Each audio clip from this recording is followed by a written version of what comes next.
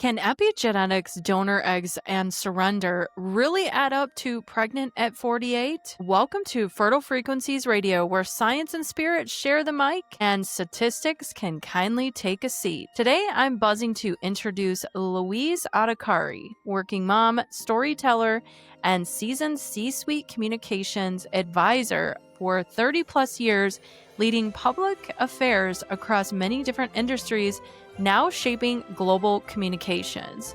Louise's path flipped the script. After 2 failed transfers, she reframed everything through epigenetics, the process by which a mother's body imprints on a growing baby.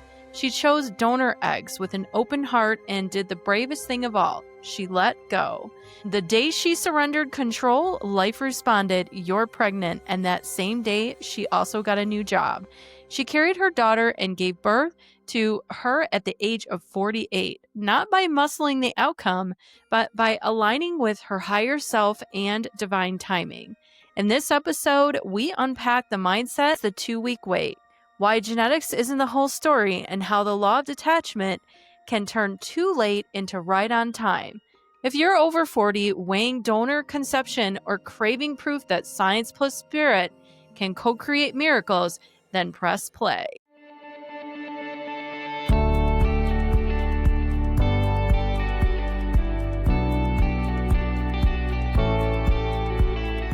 I am so excited for my guest today.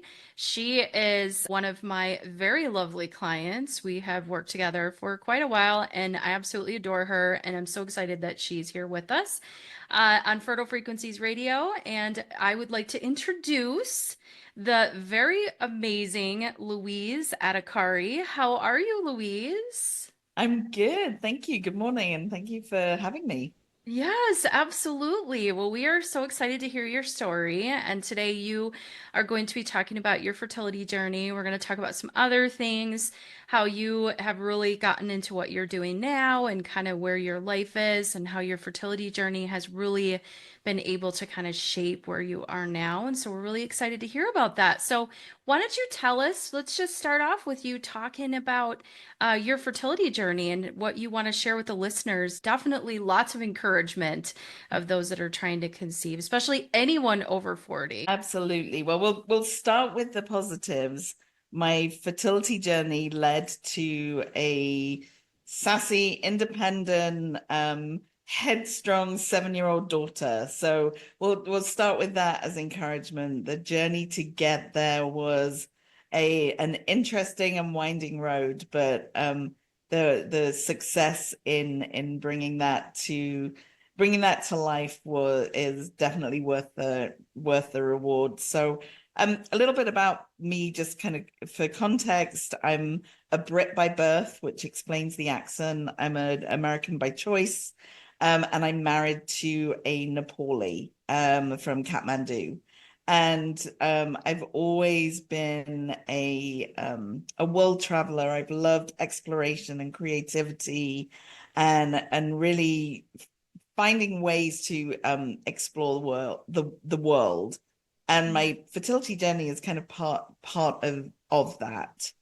I met my husband a little later in life. I was in my mid-30s. And I actually met him in Kathmandu, Nepal. I had signed up to do a charity trek to Base Camp Everest, and he was my expedition leader. So in a nutshell, I followed him up a mountain and then brought him home as a souvenir. um, it was one of those kind of destiny meant us to meet. The reason I was on the trek was it was a bucket list item for an ex-boyfriend who I wanted to prove that I could do something on the list.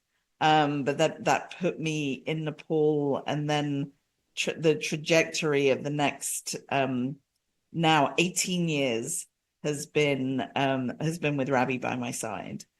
I was living in Chicago at the time. He was living in Kathmandu. I was lucky. I say lucky because I think the universe may have had something to do with it. I was lucky to do a lot of travel to Asia at the time. So he and I were able to meet and get to know each other. I credit the internet. It was kind of very early online dating, considering we'd met in person, but we got to know each other through the internet and through email and through dial-up Skype and things like that. So we had this very storybook, Lifetime TV movie relationship for about 6 months. But we were playing, we were dabbling, we were on two sides of the world, connecting at opposite ends of the day to each other. But on one of our trysts in Asia, I actually fell pregnant, and very unexpectedly.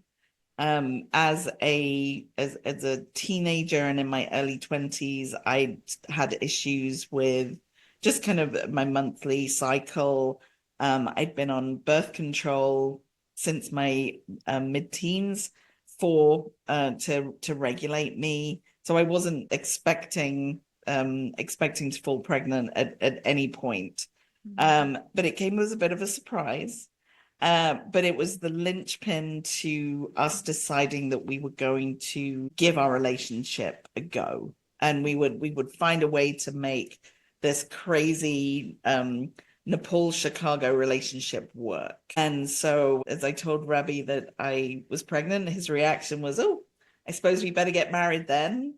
My reaction was, "Okay," and then we kind of set the plan in motion to be together.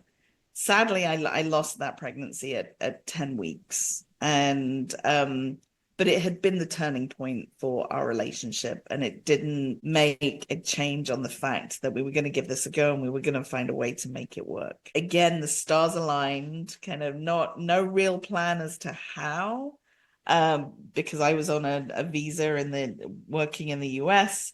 Rabbi had been in Nepal. At no real way, very difficult for especially young men to get visas to come to the US. So we started looking for opportunities that would put us somewhere else, another country. And I was offered an opportunity to actually go to Dubai and work in Dubai. And so we got married, we moved to Dubai, and it started married life. We spent a year in Dubai, we spent 2 years in Mumbai, India, and then moved to Michigan, where I was in a pretty senior corporate communications role. A lot of travel, a lot of kind of bouncing around the world, long hours, very, very dedicated to my work and to my job. It was all I knew. He and I had talked about children. Obviously, we'd started with this with the loss, and it was such a surprise that I don't think I don't think the magnitude of the loss really impacted us. We just kind of moved on because everything was happening so fast. And we'd said when we got married that we're going to leave it in the hands of the gods. So when we married, I came off birth control and practiced and just kind of left it to see what was happening. Again, we were doing so much with our life. We were so active. We were traveling. Obviously, we're an international couple living in a third destination. But nothing kind of happened. But it was okay. We weren't really thinking about it. And suddenly 10 years go by, and I'm in my early 50s where it's starting to niggle in my brain. And I had an experience in my professional life that really kind of made me stop and think, is my career everything to me? Is there something else? Do I want more? It was a horrible professional experience that had me questioning everything. It shattered my confidence. It shattered kind of everything I knew about being a corporate leader, and really put those questions in my head. What is all this for? As part of those discussions with Rabbi, the idea of children came back up. And we looked at each other with very, very serious kind of faces and said, well, 42. If it hasn't happened, I don't know that it will, but let's go see a doctor. This was the first time we kind of actively pursued an answer to why we hadn't fallen pregnant in the kind of the 10 years preceding that. And we went to see a doctor, and the first OBGYN took one look at me and kind of went, you're 42, you're overweight, you really don't have a hope in hell. But I will recommend you to a specialist. We were living in Michigan. They recommended the fertility clinic at the University of Michigan in Ann Arbor. And we went and we kind of elevated up in the system to go see another specialist. And it was there at the U of M that I learned a couple of things. There was one reinforcement that at 42, you're quite old to be doing this. But in a much more positive stance, not you're 42 and you're done and dusted. This was just a reality check of you're 42. Within the U of M system at 42, I'd aged out of their IVF programming to have a child with my own eggs.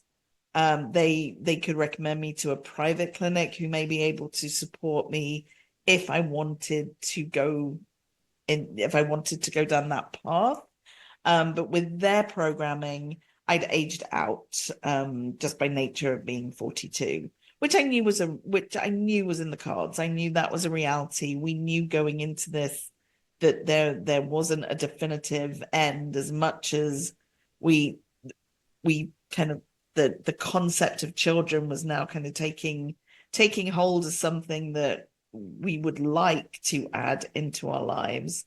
The reality of that was different. Then the doctor kind of introduced an idea which I really had no concept of, and it was the idea of egg donation.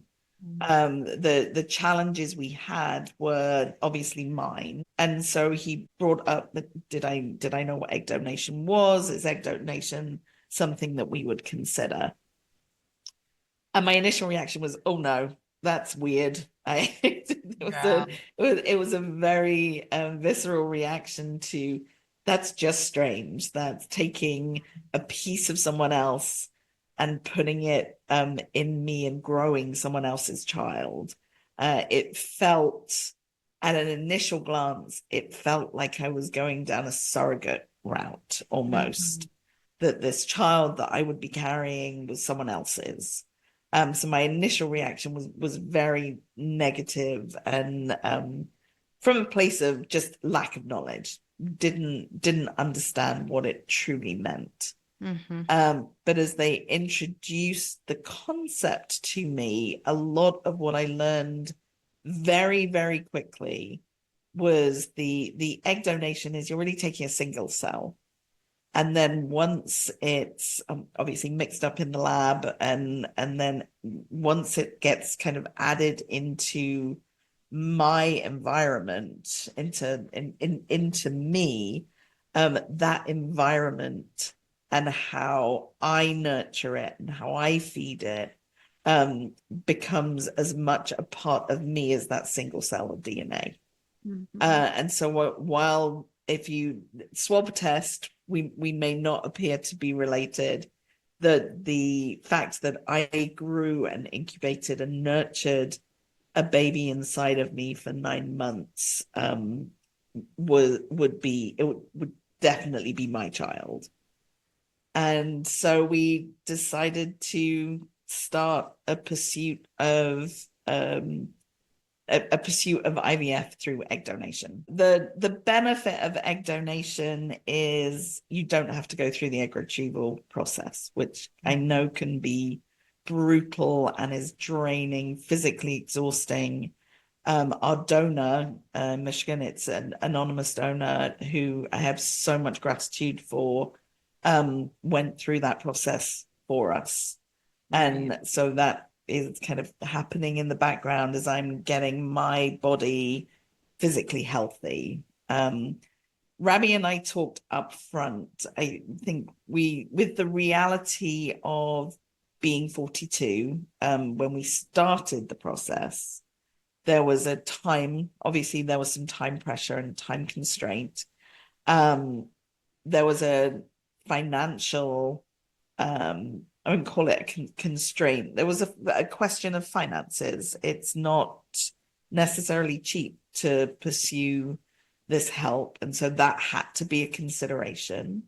Our medical insurance was incredibly supportive and paid for up to 3 attempts. So with my age and with our medical insurance support, we kind of put a framework around what this pursuit looked like. And it was, we would commit to 3 tries. And if at the 3rd try, we didn't win, we didn't, if at the 3rd try it didn't take, then it just wasn't meant to be.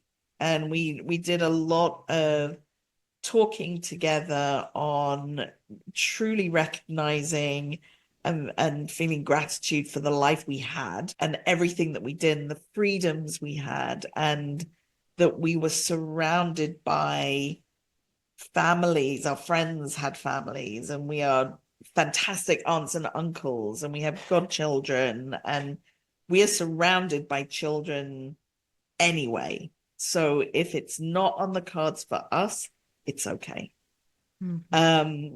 And so I think going in with that mindset and having a framework alleviated some of the pressures of being all in and this has to happen, and this is the only thing for me.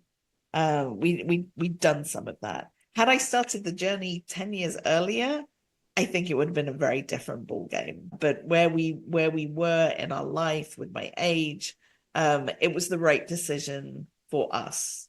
The doctors wanted me to drop weight very quickly for round 1. And so the 3 months leading up to round 1, I was on a liquids only diet, which was miserable. But it worked. The weight came off. I was fit and healthy, kind of going into that, meeting all of the right expectations, and it was failure. Nothing, and the 2-week wait came to naught. And it was mortifying. Anyone who's been through this, that you, regardless of how chill you kind of feel going into it, if it doesn't work, it's awful. All of those expectations, whether you've thought about them in advance or not, suddenly become real. The what ifs, or what have I done wrong? Why did I wait so long? Very much on me. Very, very internal. Should I have done something different? Should I have, could I have been healthier? Could I have dropped more weight? So the reaction to it not working was crushing. I love what you're talking about. I just want to elaborate on this a little bit, because this is really important to anyone that's listening to your story, that, that 2-week wait and then a transfer failing and what that feels like. What do you think kept you going? Because I know you're going to move into talking about the keeping going in the journey, but like, what do you think? Did you feel like, I talk with my clients all the time about this as a common theme, as is that people know they're meant to be a parent. They know they're meant to be a mom. They can just like feel it, and they're going to keep going no matter what, no matter how painful it is, because this is part of your destiny. So, and also your spirit baby is communicating with you. So your daughter was communicating with you, and watching, before she was in the physical form. She was just, she was the embryo, but the soul is watching. So like, what sort of feelings that you have that kept you going? I think part of it was having that framework up front, is we knew what the parameters were.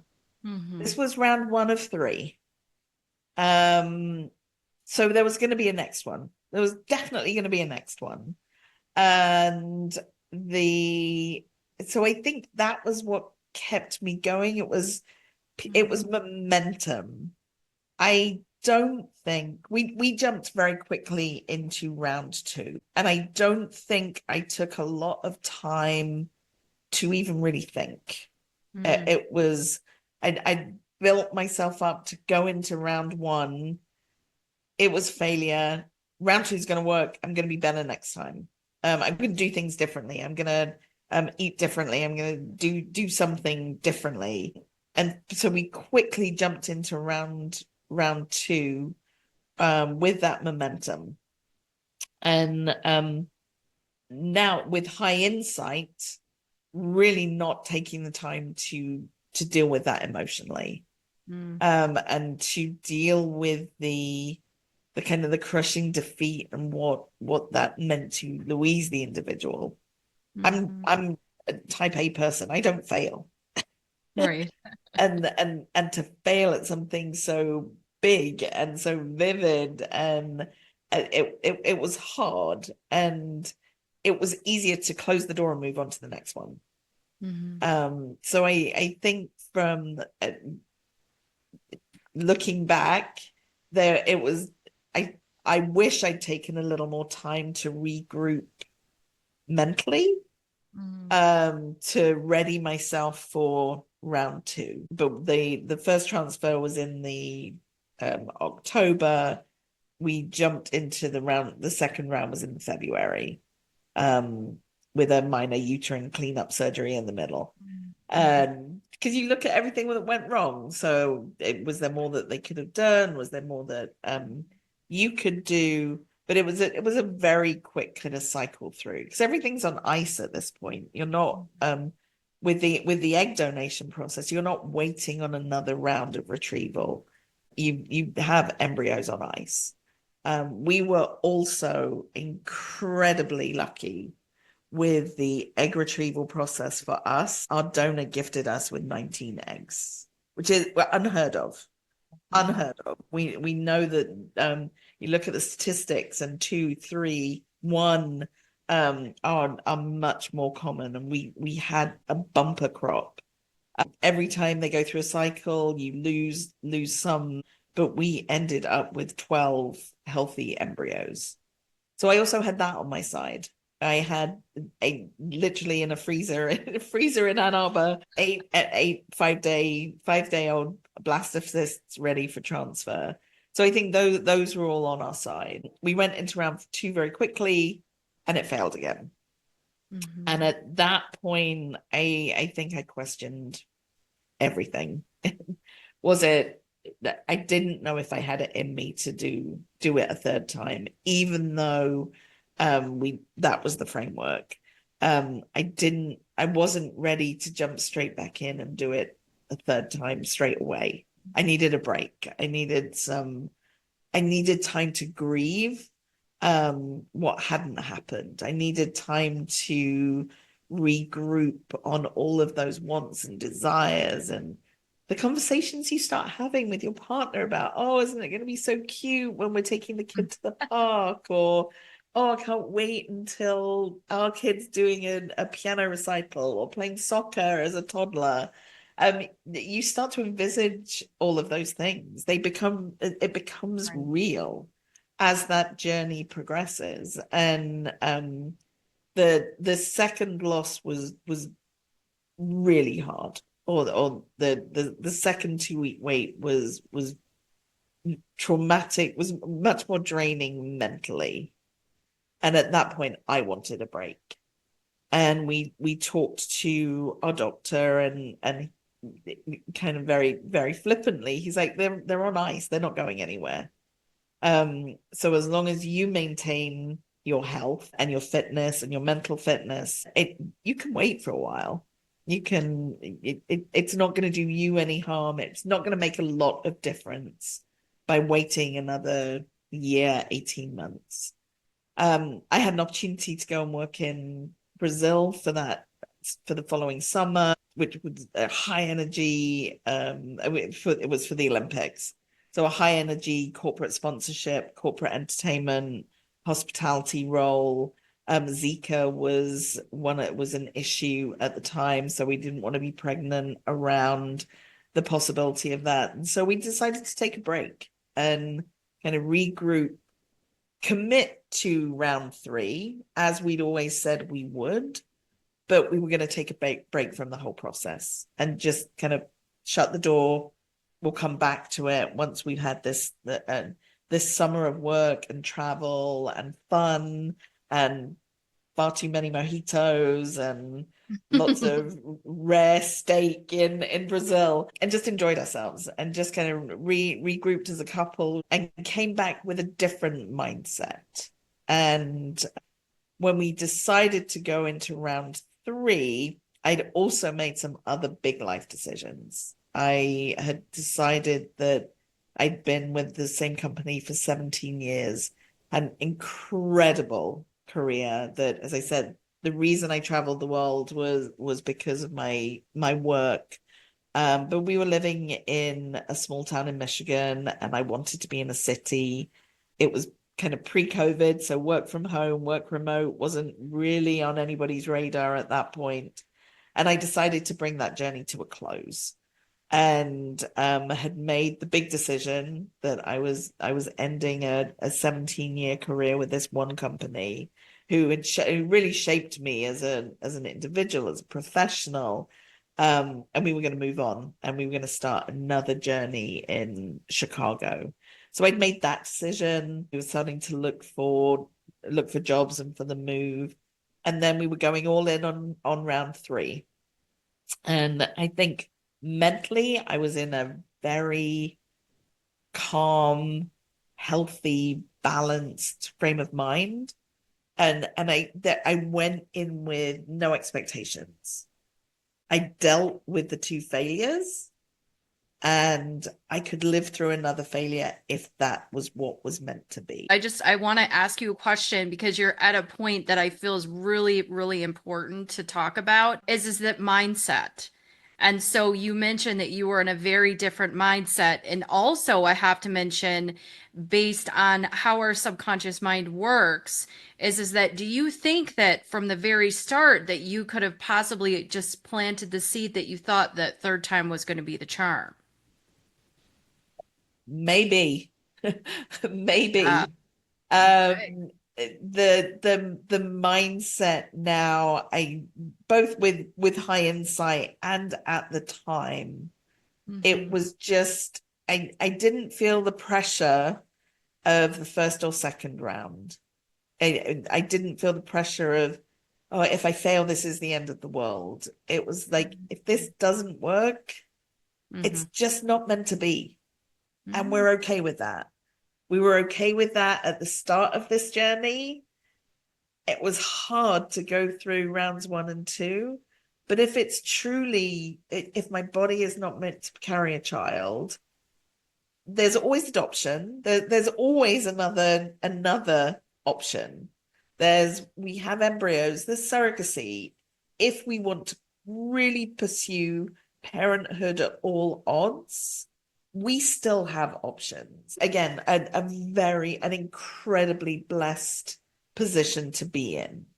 No guarantee on any of those either, but we still had some options. And I just went in calm. I wasn't as run ragged with work because I made the decision to make a change.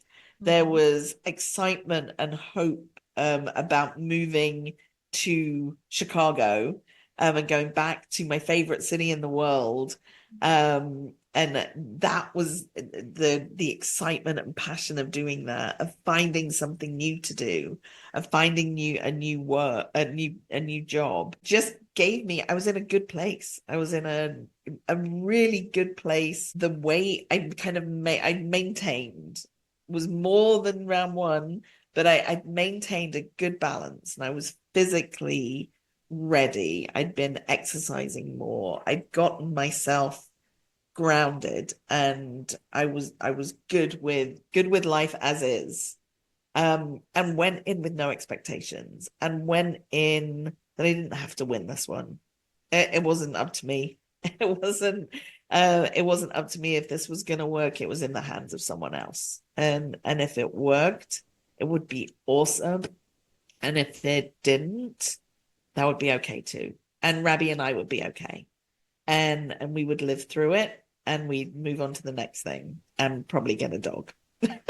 Because that was kind of one of the negotiation tips. We still, for the record, we still don't have a dog. But it was just I went in much more balanced, I think. I didn't, for example, I didn't take the Valium on my way to the transfer. The regimen with U of M was you have Valium just the morning of to just kind of calm your nerves. I didn't take it third time round. I didn't. I felt good. I felt good about what we were doing and what was going in. We went in. We went through the third transfer. 2 weeks later, picked up the phone. Congratulations, you're pregnant. Picked up the next call. Congratulations, you have a new job. We're moving to Chicago. And it all came together on the same day. The universe blesses us when we detach and surrender, and that's really what you did, and you know that. And we have worked on that with other things together with you, and you've seen such. You're at a place now, Louise, where I know that you trust yourself, and it's for your fertility journey and other things too. And it's just such an incredible gift to be in that place. Anyone listening to Louise's story now, as we're having this conversation, that Louise is proof of that. She's proof that it can be really hard to surrender and trust, but when you do let go, and if you know about universal laws, that is one of the universal laws, that the law of detachment. So she really was able to detach. And Louise is sitting here to this day. Of course, we'll let her continue telling her fertility journey, but, this wonderful little girl that's entered her life. And it wouldn't have been possible if, she wouldn't have allowed herself to detach and let her actually come into her life. And I think as I keep having to learn that lesson. Mhm. I keep having to learn the lesson of letting go, surrendering, stay with the plan. You know what your grand plan is. You're not necessarily in control of making that happen. Mhm. And the taking the action steps towards it, the bite-sized pieces, but you can't drive that. It's it's gonna come at you in a way that is unexpected and profound. Mhm. And I keep having to learn that lesson. It's great working with you, Lindsay, on this journey that I've kind of come to through fertility, which was pre us meeting, Mhm. um, but that now continues to play out in other areas. Yeah, absolutely. It's wonderful. I mean, I can't so proud of you. I mean, it's one of the reasons why I wanted to have you on. It's just you're such an inspiration for people and your energy. I know people can feel it as they listen to you speak. And so well, we've got our little lady here. She's in your life, and this is super exciting. And I have some questions for you. Thank you so much for sharing your story. So the first question is, was it difficult for you to come to the conclusion, the decision to use donor eggs? I know that you had mentioned that it felt kind of foreign because it was another woman's egg, but just for people listening that might be on the fence about it or considering donor eggs, what sort of advice would you have for them of how you were able to move forward and continue with that decision? And I'm sure that you're glad that you did. Very glad that we did. I think for us, it was absorb as much information as you can about how the impact of the carrier of the baby and the environment, the impact that has on the growing baby. It's really you're taking one piece. You're taking a teeny tiny cell from somebody else, and by the time it gets absorbed into you and you're nurturing it and you're feeding it, and it becomes it's immediately a piece of you as soon as it enters your body. Mhm. My initial thoughts around felt almost like I was going to be a surrogate to someone else's child. Mm-hmm. Um, but I needed to take the time to really understand the concept of that 9 months of growth. Mm-hmm. And that everything I ate, how I moved my body during those times, how I looked after myself during those 9 months was feeding the child's growth. And it's not like having a full grown baby put inside you. It's you're growing it, you're building this. And on the and totally not a medical expert in this, but I think hearing the doctor describe to me there's some really real things that the environment has the bigger impact on than genetics. One of those was heart health, was to do much more to do with the environment that the baby is growing in versus a genetic issue. Spina bifida was another one that stuck in my mind about how the environment can create that kind of challenge. And I think that was my turning point in, wow, I'm in control of some of this. Or it's my body that is controlling some of this. And so it was, and we absorbed ourselves. We did everything we shouldn't. We went deep down internet rabbit holes, but it was very beneficial. The study of epigenetics has come on so much, even in the last 7 years since we had Mishka. There wasn't a huge amount of literature when we decided to pursue this journey. But the more information that I learned, the more obvious to me was the impact that Louise had on this pregnancy. And then as soon as you're carrying, it's yours. As soon as the baby is inside of you, it is yours. And now 7 years later, she is mine. Right. She's all mine. She is physically, she reflects my husband. She reflects her Nepali upbringing. She has the dark hair, the dark skin. She tans at the touch of a button. None of her British mother is reflected in that. But I look at pictures of me as a child, and we look alike. Yeah, there are definite similarities. And from a personality and the way that she thinks, she is 100% my child.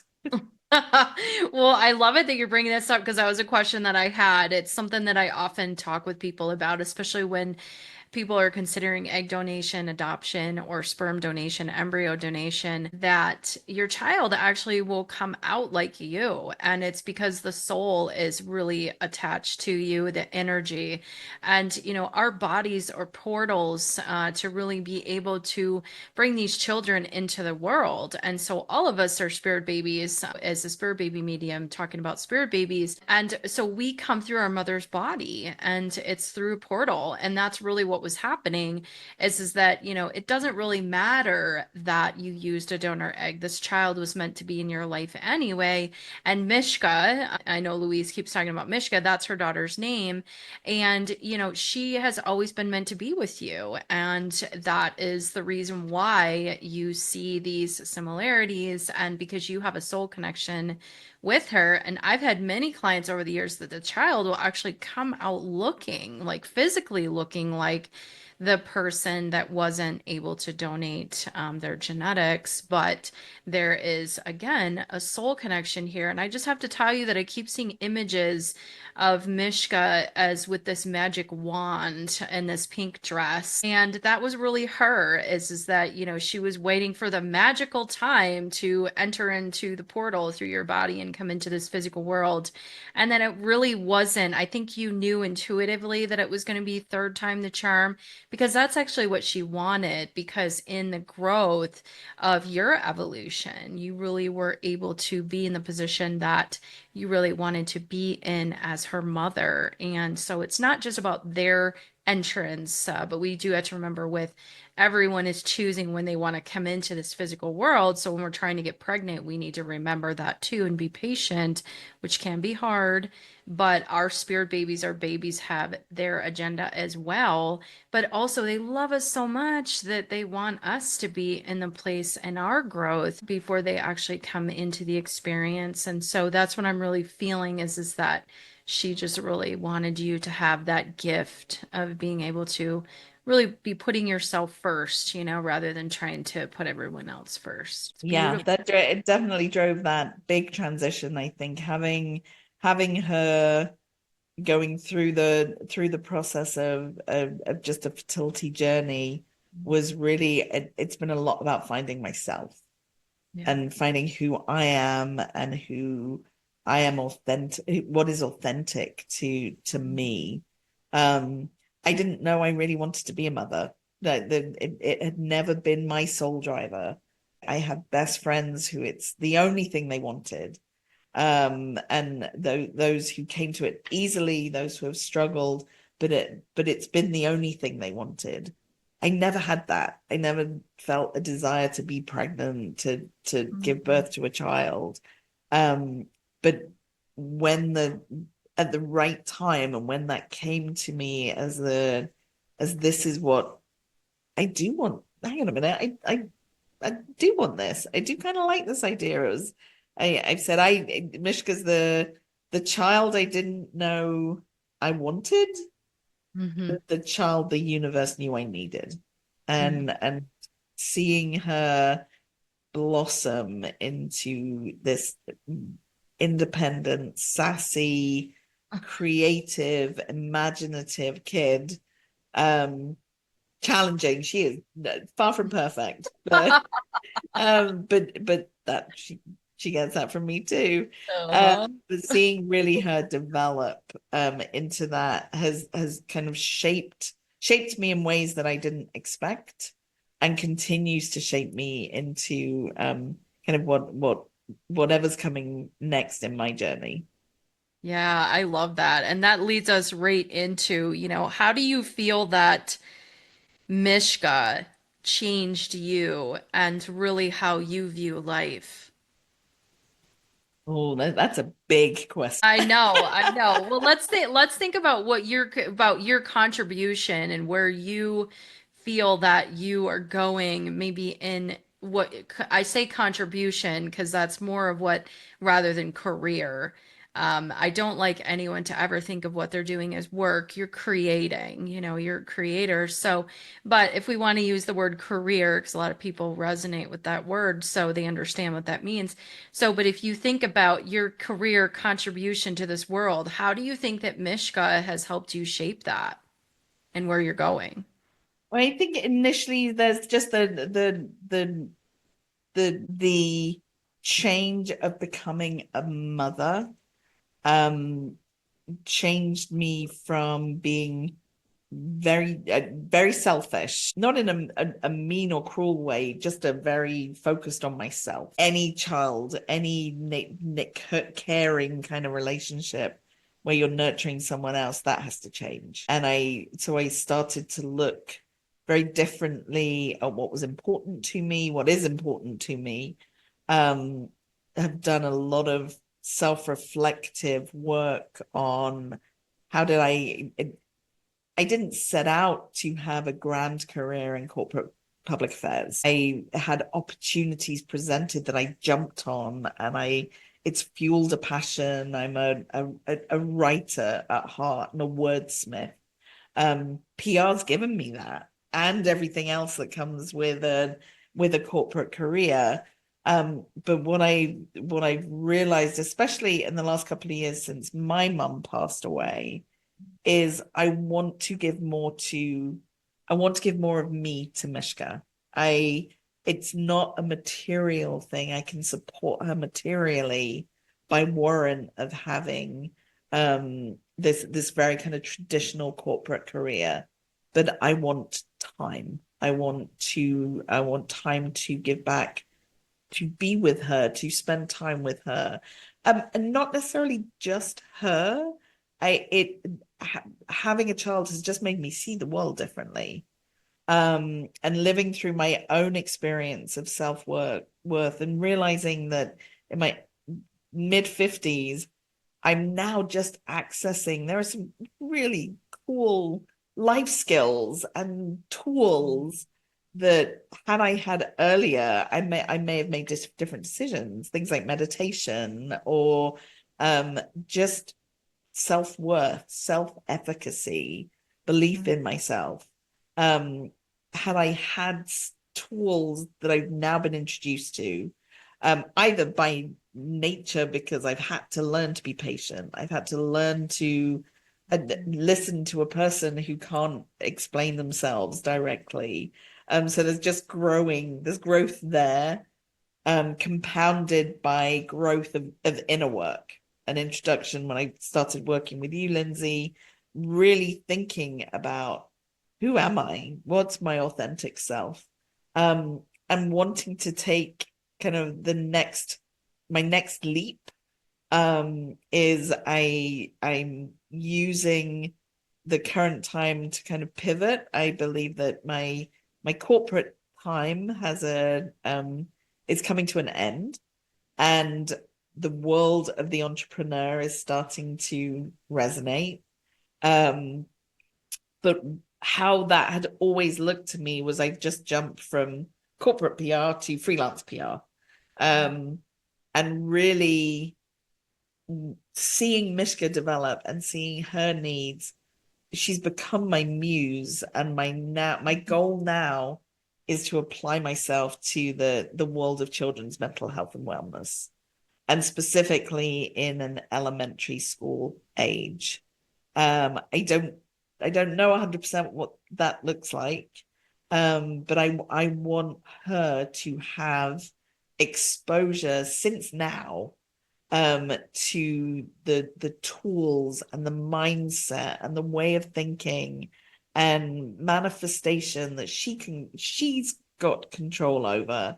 I want her and her peers to be able to access that since now. And I think there's a space, in the I want to say market, it's bigger than market. I think there's a space in the world to develop, somewhere for children that will have give them access to that. Yeah. That's incredible. And what I'm feeling is that Mishka really helps you awaken your sacral chakra, which is your womb space. And that really is a place of fertility. And fertility beyond just having a baby, but creation, and really being able to be in that authentic self and be comfortable in that. And so I think that's a huge part of why she's in your life, and why she's here is to help you to be able to map that out. And we've talked about this before, but Mishka has a big purpose here, not just with your purpose, but also with things that you will definitely see unfold. And she is absolutely your muse.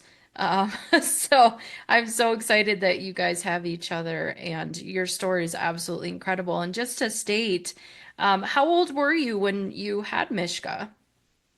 I was 48 when I Okay. gave birth to her. Wow. 48, I carried her to 39 weeks and 6 days, and she delivered at 10 pounds, 10 ounces.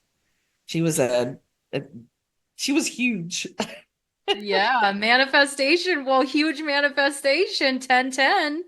And an incredibly healthy pregnancy. That other than being tired, checked, I was lucky in, the way of floating through pregnancy that I did, especially as my OBGYN laughs at me. He's like, you walked into my office at the end of your first trimester, graduated from kind of fertility school into a standard OBGYN who I found on Google, but who became the perfect person. He a specialist in a kind of maternal aging mothers. I can't think of the official term for it.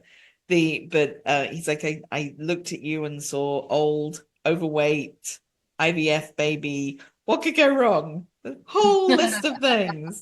But we kind of breathed through all of them. So it was definitely the right pregnancy at the right time to deliver the right kid. That's absolutely amazing. Absolutely incredible. And your story, again, is just so incredible to be able to share. And I know that we've talked about you possibly writing a book about it. I think that sharing your story will help so many people, to be able to offer that inspiration and encouragement that are struggling with fertility obstacles and might be more of the advanced maternal age and thinking that it's never going to happen for them. But you are proof that it does, and that children come into this world not always the way that we're expecting it to happen. And that remembering, like we talked about, that energetically a soul is connected to you, and the physical DNA is only part of the equation. It's really the energy DNA is what's most important. So just some last words. What advice would you give to anyone on a fertility journey that's listening to this that might be in a similar situation, considering egg donation or anything that you've experienced? Just tell us what advice that you might offer for someone on a fertility journey. I think don't lose yourself to the journey. Keep the focus on you, because regardless what happens, you're still standing. That's in the rounds that I went through. I think initially I lost myself to the journey. And when we came into round 3, I'd found myself. It was that balance, and I got myself into a good place. I was looking after myself. But it became a positive selfish. It's focus on you first, then on others, and kind of then on the journey. I surround yourself with supportive people. My spouse is the obvious, but my friends who came with me on the journey, and that support of others was critical for the good times and the bad. So that I think that self and your network of support are the 2 real key pieces that will grow and learn. Be curious, learn about what this means, learn about the impact, learn as much as you can, because that was very helpful to my journey. Yeah. Well, absolutely. Well, Louise, it was wonderful having you on today, and I'm sure that we will have you on at another time talking more about your business. Louise is in the developing stages, but it's so exciting what she's doing, and I know she has talked a little bit about it. But everybody, the whole universe are so excited that you joined us today, and thank you so much for your time and sharing your story. Thank you for having me. Yes, absolutely. Louise just reminded us that fertility isn't a stopwatch. It's a relationship with your hormones, your nervous system, and higher self. Whether you're TTC at 28 or 48, going through IVF or fertility treatments, considering a donor or sperm donor, or charting naturally, your body is always speaking. And when we pair science with surrender, those doors open. And next up, we're diving into medical intuition for fertility, reading body signals alongside labs. Body cues are the memo, labs are the translation. Together, they write your most fertile plan. But before you head out, follow the show and leave us a 5-star review so we can continue to bring you this valuable fertility support. Truly, without your support, we can't keep going. And don't forget to explore our signature fertility apothecary with rituals and remedies for your hormones, spirit baby, and fertile energies that will absolutely love you. Need deeper guidance? Book a complimentary fertility discovery call with me. I'm here to help you every step of the way. Share this with a friend who needs a miracle upgrade, and I'll meet you in the next episode, where your body's wisdom and your lab work finally team up.